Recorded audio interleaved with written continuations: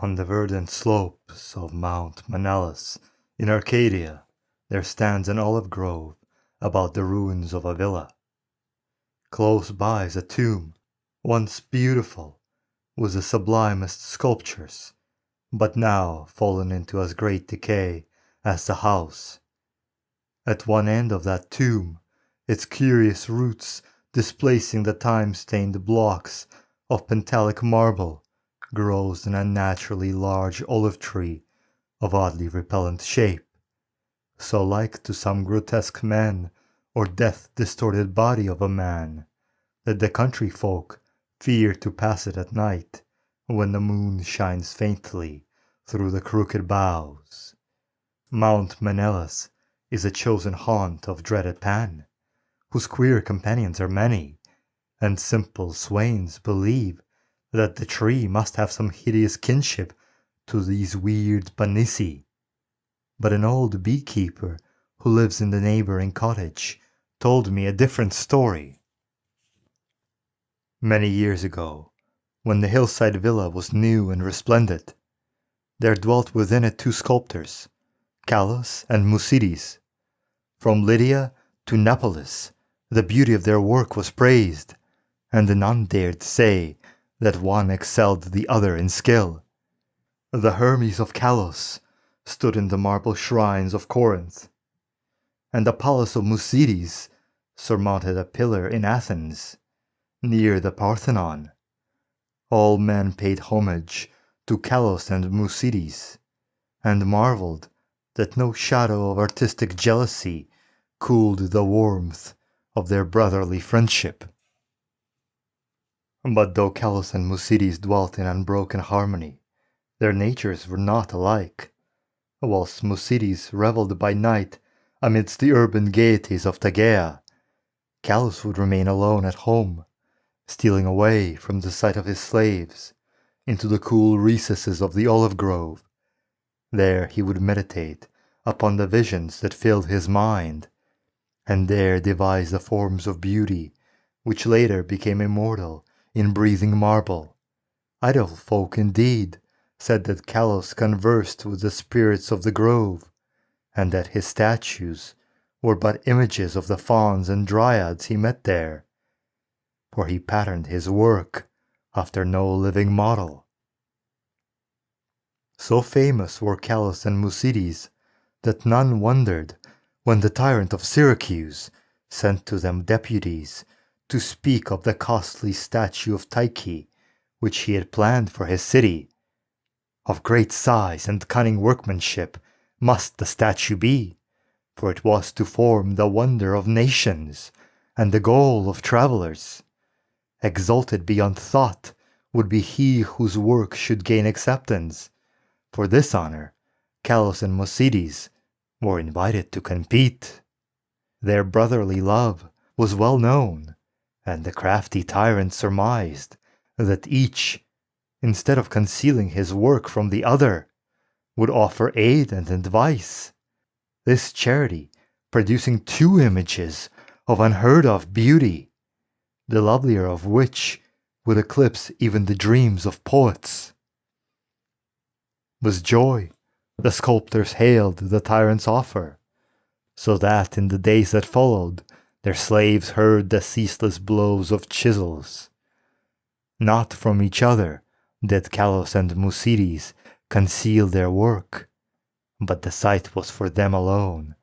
Saving theirs, no eyes beheld the two divine figures released by skillful blows from the rough blocks that had imprisoned them since the world began.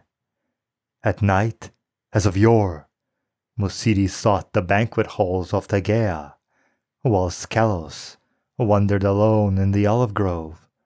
But as time passed, men observed a want of gaiety in the once sparkling Musides. It was strange, they said among themselves, that depression should thus seize one with so great a chance to win art's loftiest reward. Many months passed, yet in the sour face of Musides came nothing of the sharp expectancy which the situation should arouse. Then one day, Musides spoke of the illness of Callos, after which none marveled again at his sadness, since the sculptor's attachment was known to be deep and sacred. Subsequently, many went to visit Callos, and indeed noticed the pallor of his face, but there was about him a happy serenity, which made his glance more magical than the glance of Musides, who was clearly distracted with anxiety, and who pushed aside all the slaves in his eagerness to feed and wait upon his friend with his own hand.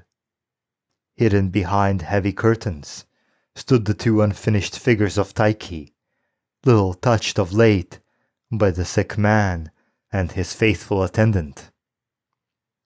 As Callos grew inexplicably weaker and weaker, despite the ministrations of the puzzled physicians and of his assiduous friend, he desired to be carried often to the grove which he so loved.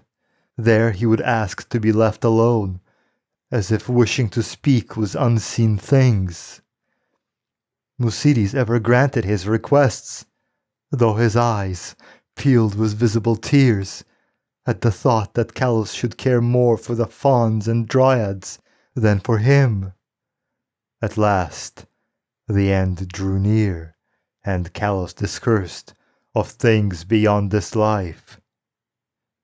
Musides, weeping, promised a sepulchre more lovely than the tomb of Mausolus, but Callos bade him speak no more of the marble glories.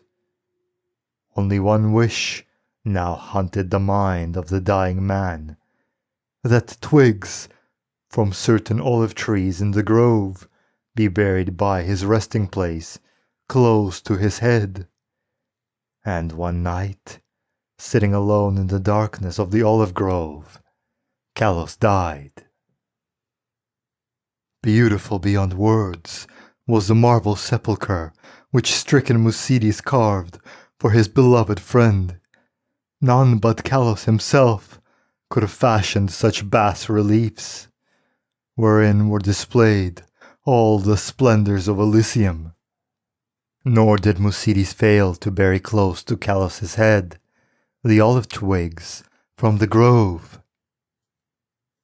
As the first violence of Musides' grief gave place to resignation, he labored with diligence upon his figure of Tyche.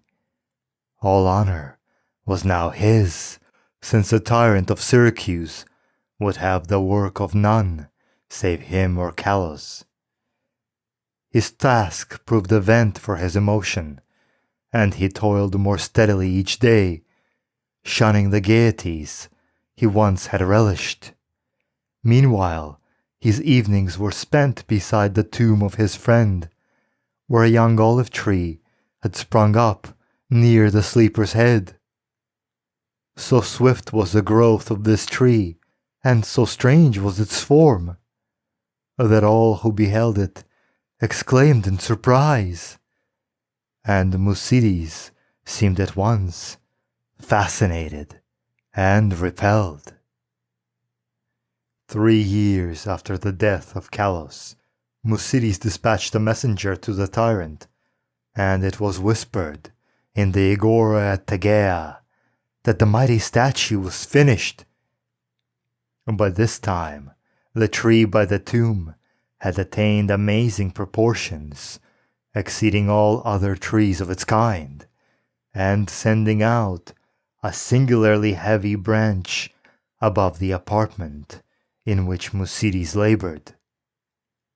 As many visitors came to view the prodigious tree as to admire the art of the sculptor, so that Musides was seldom alone, but he did not seem to mind the multitude of his guests.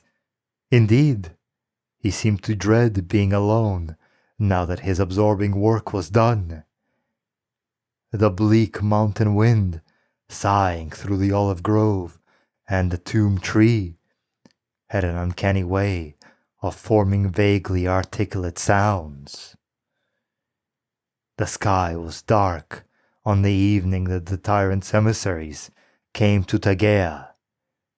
It was definitely known that they had come to bear away the great image of Tyche and bring eternal honor to Musides.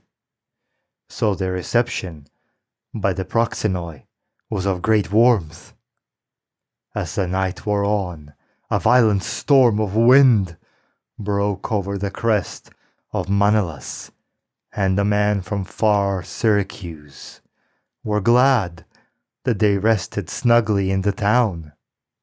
They talked of their illustrious tyrant, and of the splendor of his capital, and exulted in the glory of the statue which Musides had wrought for him. And then the men of Tegea spoke of the goodness of Musides, and of his heavy grief for his friend, and how not even the coming laurels of art could console him in the absence of Calus, who might have worn those laurels himself. Of the tree which grew by the tomb near the head of Calus they also spoke. The wind shrieked more horribly, and both the Syracusans and the Arcadians prayed to Iolus. In the sunshine of the morning, the proxenoi led the tyrant's messengers up the slope to the abode of the sculptor. But the night wind had done strange things. Slaves' cries ascended from a scene of desolation, and no more amidst the olive grove rose the gleaming colonnades of that vast hall wherein Musides had dreamed and toiled. Lone and shaken mourned the humble courts and the lower walls, for upon the sumptuous greater peristyle had fallen squarely the heavy overhanging bough of the strange new tree, reducing the stately poem in marble with odd completeness to a mound of unsightly ruin. Strangers and Tygeans stood aghast, looking upon the wreckage to the great sinister tree whose aspect was so weirdly human and whose roots reached so queerly into the sculptured sepulchre of Calus. And their fear and dismay increased when they searched the fallen apartment, for of the gentle Musides and of the marvelously fashioned image of Tyche no trace could be discovered. Amid such stupendous ruin only chaos dwelt, and the representatives of two cities left disappointed. Syracusans, that they had no statue to bear home. Tygeans, that they had no artist to crown. However, the Syracusans obtained after a while a very splendid statue in Athens, and the Tygeans consoled themselves by erecting in the Agora a marble temple commemorating the gifts, virtues, and brotherly pieties of Musides. But the olive grove still stands, as does the tree growing out of the tomb of Calus, and the old beekeeper told me that sometimes the boughs whisper to one another in the night wind, saying over and over again, "Ida, Ida, I know, I know."